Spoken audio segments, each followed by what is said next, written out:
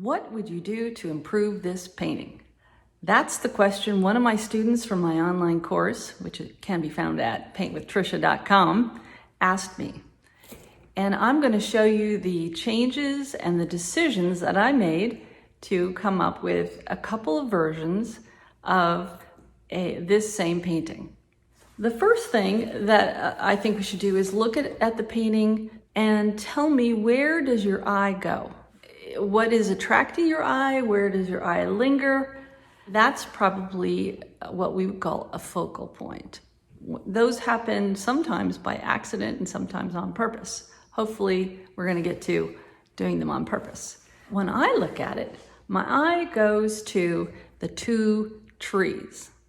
And why is that? Well, whenever there is a high contrast, a quick change from dark to light, that's where our eye latches onto, and we have hard edges there.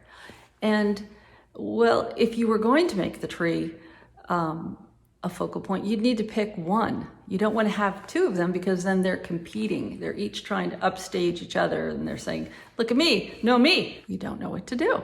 That's what I think right now is the focal point of the painting, is a couple of trees. Let's look at the reference photo. So we have this dark line that comes down the slope and it takes us to this path that goes out to the water, and it's pushing my eye out there. And then I also see that mountain on the side that's coming to a point, and it's also pointing at the water. And then the two trees are kind of acting like bookends to keep me from, going off to the side through the horizontal planes of the water and the sky. So that's where I think the focus should be, is out on the water, because that's the composition that's there. I'm already looking there. The problem is there's no focal point out there. So what can I do to make that more interesting? You put some cheese out at the end of this compositional endpoint. I'm going to have to make something up because it's not in the reference photo. And to be honest, that's what artists are doing all the time. It's called artistic license. One idea could be the sun is sparkling on the water. So if we put some lighter, clean colors, that would make a rewarding place to look. One thing I noticed about this painting is that it's a lot like the Lavender Fields painting. The field was a little more colorful at the end. And then the second version, I took a house and some trees and moved it from the side over to the focus.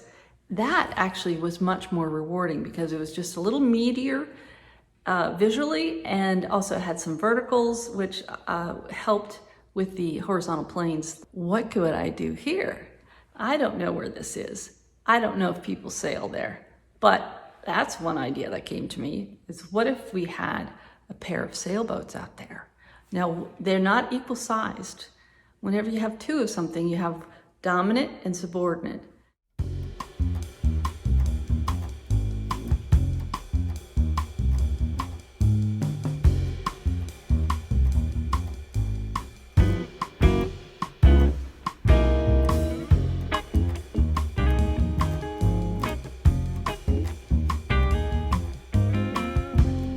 I guess it's time for you to give me a like. Till next time, happy painting.